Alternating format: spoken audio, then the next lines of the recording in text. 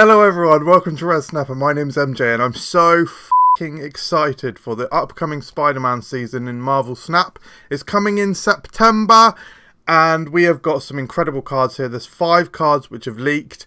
Massive shout out and thank you to Snap.Fan, an incredible website who does data mining and leaks and stuff like that. And so because of them, we've got all of this information about the upcoming cards. Now, as always, these cards are subject to change. They might not come out exactly as they are. However, I think all of these cards are pretty safe. They're not broken, they're not busted. I think they're going to release as we see them here. The very exciting thing here is that Second Dinner have been teasing about a brand new game mechanic.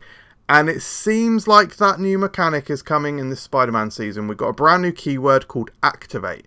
Now, we don't know what Activate does, but it is an extremely safe assumption that you tap on the card and then press confirm to activate the ability, which means that it's probably available the turn after you play the card.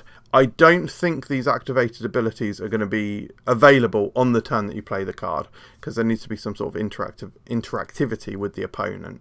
And then I think they'll happen during the on-reveal phase of the actual game. So whether it happens before or after cards move, that'll be an interesting one to see. If I were a gambling man, which I certainly am, I play Marvel Snap, I would say that activated abilities will maybe happen first and then move.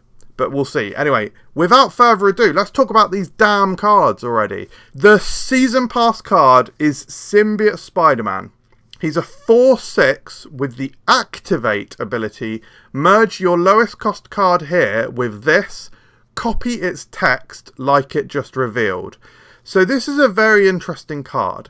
It's kind of a mixture between Hulkbuster and Odin, but it's like an Odin that you choose when the effect happens. So basically, because it's a 4/6, it means that you can only activate it on turns 5 or 6. Probably. We don't know what Activate does, but that's probably what it does. And the interesting thing here is that because you can activate it, after the turn you've played it, it means that you can repeat on reveals that are a higher cost. So if you've got magic in play or limbo is around, you could repeat a 6 energy on reveal, or a 5 energy if it's just a normal game, etc, etc. This is a very interesting card, and one that might take a bit of time for us to get our heads around and come up with some interesting synergies or interesting combos and ideas. My mind is absolutely freaking racing with this one, but as you can see on screen, I've got a couple of immediate synergies which I thought of. Human Torch, because when you move it, it's going to be, it's going to merge into an 8 power card, and then I've just hit the microphone, apologies. And then when you move it, boom, it'll double to 16. And maybe you'll be able to do other things. Now, the only problem with that is, of course, Symbiote Spider-Man is a 4-cost card, and you can only activate the ability from turn 5. This is where it's really important, the order that activate and move happens in. Because if you were to... Well, actually, no, this is kind of a bad example. Well, you know what I mean. It is important. But an on-curve activate ability that I really like, or play, is Daken on turn 3, Symbiote Spider-Man onto turn 4. When you choose to merge Daken into Symbiote Spider-Man, it's going to become a 10 power card, and then when you destroy the... Oh my god, what's it called? Muramasa Shard. When you destroy or discard that, it's going to double to 20. So that's incredible. However, the possibilities with this card are absolutely massive. Do not underestimate what we might be able to do with this. How about this one, okay? Whatever you want on turns 1, 2, and 3. Whatever you want. Symbiote Spider-Man on turn 4. Iron Man on the same location where Symbiote Spider-Man is on turn 5. And then on turn 6, you activate the ability, so you merge Iron Man and Symbiote Spider-Man into a 6 power doubling card. So it's already 12. And you play Arnim Zola. That doubled 12 or 6, which doubles to doubles, goes in the other locations, and all the stuff that you did on turns 1, 2, and 3 absolutely pops off over here. And how do you lose? How do you lose that? You tell me, because it's almost like that Mr. Negative combo. Mr. Negative doing the Iron Man and the Zola. Yeah, I just think there's so much potential with this card. But I've spent a long time on it, so let's move on to the next one. No, before we move on, I just want to say I'm giving it 4 stars. 4 stars. I think it could be a 5, but I wanted to rush to get this video out to get them sweet views. And yeah, it could be better than I think it is, but I think it's going to be very strong and allow for some crazy combos. Oh my god, Nimrod! Oh my god, Nimrod! Oh my god! Oh my god! Okay, I'm having a panic attack now. Never mind. Right, let's move on. Right, the next thing I should say, we'll look at Madam Web next, but we don't actually know the exact order that these cards are releasing in, or at least I don't at the time that I'm editing this video. Madam Web is a 2/3 ongoing. You can move one of your other cards away from here each turn. I've given her 5 stars, as you'll see on screen. By the way, sorry, I'm going to literally have to wipe my absolute sweat. It is sweltering in the UK right now. I suffer from hay fever badly, so I haven't got the windows open. And I did have this bloody fan on, but I'm obviously filming a video, so I can't. So look, I'm suffering for you. Okay, so please subscribe. I would appreciate it. Thank you very much. Madam Web, 2/3 ongoing. You can move one of your other cards away from here each turn. I think this is going to be meta-defining. Yeah, I don't care, guys. I don't care if you come at me and say, "Oh, Rez aka MJ, you bloody overhyped it." I don't care. Do you know when I asked a second ago for you to subscribe? I'm not always this mean to my audience. But I do genuinely think this is incredible. Because this is basically giving you... Imagine about the flexibility of Vision and how Vision is a great card. He's only got 8 power. He's a 5/8, so you invest quite a lot of cost into him. And he's only 8 power. But his strength is that incredible flexibility. Madam Web gives you that Vision flexibility at cards at that location, pretty much. Obviously, they can't move each turn. But the flexibility angle that Madam Web is going to give is huge. That is what is going to be the big meta impact here. The other thing that I absolutely love about this is that I have thought for a long time that move needs a bit of a hand, and this obviously completely helps with that. You've got cards like Hercules, bloody hell. Yeah, sorry, that was weird. Hercules, who has an effect similar to this in that it is a once per turn extra move bonus that you don't need to do anything for to gain. The difference being, this comes down on turn 2, Hercules comes down on turn 4, and this is much more controllable, and so you're getting so much more benefit from it, and so it's able to synergize so much more. Some of the synergies that you'll see I've got on screen here are like Vulture and Kraven. By the way, absolutely weird that Madam Web would synergize better with Spider-Man villains than Spider-Man allies. So those are just a couple. So yeah, I'm really going to love feeding Kraven with some non-move cards. That's going to feel really good. And you can even play Vision and have him move into and then out of Kraven. I don't know. And then Vulture is just absolutely wild. By the way, today I was on the Discord chatting to someone who suggested like a really cool Vulture combo, which was like Vulture with Ghost Spider and Hercules and stuff. Basically making Vulture pop off on turn 5 into like like an 18 or 20, or not 18, 15 or 21 power card. And I had a little go with that with Taskmaster, and it was absolutely amazing. So big shout out to Vulture there. Anyway, that's completely sidetracking. Yeah, I just think this card is amazing. The flexibility it gives you, the boost that it gives to move, incredible card. Honestly can't, yeah, 5 stars, big bang. Moving on to Araña. 2 energy, 2 power card. She is another one of these activate cards. So she's got activate, give the last card you played +2 power and move it to the right. This is such an interesting card. Kind of like almost like a Forge Iron Fist combo, but with this activate ability, it gives you more control. So I think that's a benefit to Araña. It means that you can play, in fact, all of these activate cards. You can play them down with confidence, and then you sort of benefit from the extra control of being able to trigger their ability later if you want it.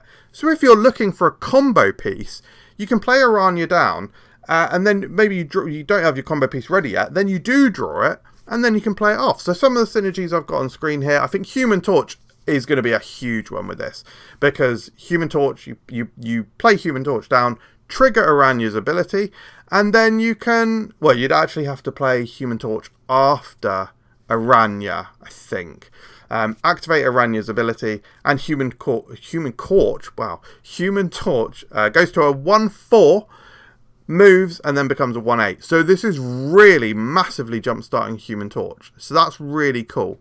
But there's other cool combos as well. Again, my mind is racing with this one, so I haven't got all of the ideas nailed down in my head yet. I haven't read any speculation on this either, because I wanted to get this video out so quickly. But Black Panther, coming down as a 8 power card. You could trigger the Araña. Maybe you've played Black Panther down and they've blocked you with Cosmo. You can trigger your Araña, move him to the right, and maybe do the Arnim Zola there. Little things like that. So it's this extra amount of control. I've given her 4 stars. This is the one that I'm not sure on. I don't know if she's a little lower than that. I think she might be a bit awkward to play. Whilst I said that the activate ability gives you that extra level of control and flexibility, I'm not sure if it's going to feel a little bit awkward because it's the last card you played. I'm not sure on this one, but I do still think it's good. You know, at the end of the day, it's a 2/4 that also triggers a move card. So she's doing a lot. Now, let's move on to the penultimate card of the season. This is Silver Sable. As you can see, I've given her 5 stars. Let's just say that straight away. She's a 1/1. On reveal, steal 2 power from the top card of your opponent's deck. I think she's absolutely crazy. I think she's crazy. I think she's ridiculously good. The synergies I've put on screen here is Falcon, of course, because you can pop her back into your hand. She's a 1/3 by this point. Like by the time you're scooping her back up, she's a 1/3. You can play her back down, she'll become a 1/5. In fact, she's effectively a 1/9, sort of, because in actuality, she's kind of a 1/5 anyway, because she's stealing 2 power. So she gets 2 better, and you're affecting your opponent's card by 2. Like, that's ridiculous. I've also put Wong as a great combo here. Wong, often you want to play with the higher cost cards, but sometimes you just don't have those higher cost cards. Maybe you're doing like a powerful absorbing man or something. I mean, hey, how about this? Wong, Silver Sable, absorbing man. You're giving the top card of their deck -8. Unreal. And you're gaining the 8 power yourself. So yeah, that's crazy. Just loads of potential for combos here. She's going to be incredible in bounce. I think Werewolf by Night is going to love this as well. And the reason I'm giving her 5 stars is just plug and play. You can play this in anything. Play this in anything in your field. You get it from Triskelion. You're never going to feel bad. Literally comes down as a 1/3. In fact, yeah, steal 2 power from the top card of your opponent's deck. Yeah, she is coming down as a 1/3. Is she like the new best 1-drop? Is she better than Nebula? You can repeat the effect. She's going to be bloody annoying. I wonder if she stays the same. I mean, I could see her going to maybe like... I could see her going to steal 1 power. Like, potentially. But then she's probably not good enough. I don't know. I don't know. She just seems excellent to me. But let's move on to the last card of the season. I think this one actually is coming out on the last week. This is Scarlet Spider. As you can see, I've given him 5 stars because he is absolutely crazy. And I'm so happy that he's crazy because... Actually, at the start of the video, I said none of them are busted or broken. If any of them are, it might be this. This guy might need adjusting. I've given him 5 stars. He's a 4/5 activate ability. Add an exact clone of this to another location. So let's just be completely clear straight away. Well, by the way, there was like some artwork jankiness with these cards, so I've had to like just do a bit of editing and whatnot. And you can see the picture of the Scarlet Spider clone there, which has not got a background. Weird stuff, but fine. Right. So 4/5. Activate, add an exact clone to another location. So you copy him. He's a 4/10. Like, without any shenanigans whatsoever. He's a 4/10 split between locations. Like, he's 2/3 of a Doctor Doom. He is 2/3 of the cost. But he can be buffed. The thing is, he can be buffed after he's played as well. Remember that, guys? So, like, Ironheart, other card, Nova Ironheart, all of these things. Final turn, activate him and copy him out. Like, he's absolutely nuts. I've put some of the synergies on the screen here as Araña and Symbiote Spider-Man. So literally 2 of the other cards from this very season. I mean, Symbiote Spider-Man is an absolute joke. Play Symbiote Spider-Man and Scarlet Spider. Wait, hang on. Let me see about this. Fuck it. Let's say that you played Zabu on turn 2. You play Scarlet Spider on 3. You play Symbiote Spider-Man on 4. And then at the bare minimum, you could just activate that ability on turn 5, and you've just copied a 4/11. Or I know you've put more cost into it, but you copied an 11 power card, so there's a 22. Like, that's crazy, and that's without any other that's without your Okoye, your Nova shenanigans, your Forge, your Araña. Yeah, there's just so much potential with Fastos. Yeah, Fastos on this thing is going to be nuts. Yeah, I just think it's incredible. And the benefit of splitting power as well. Having massive power in one location is all well and good, but you want to be able to split it up. I'm sorry, I shouldn't say you want to be able to split it up. It can be a benefit to split up that power against multiple locations. And I just think this is fun. I think this is a really, really cool way to create a clone, because we saw in the leaks that he had a clone, so we didn't know how the clone was created, and I just think this works brilliantly well. So yeah, I am so excited for this season. All of the variants as well, all of the Spotlight variants, they're by I hope I don't butcher the pronunciation, Inhyukli, is it? Which all look really good. And I just think the artwork across the board is incredible. You'll also see on screen right now the Symbiote Spider-Man Secret Wars cover variant, which is sick. Yeah, I am so excited for this season. Let me know in the comments below what you think of this season. Thank you for watching, and I'll see you next time.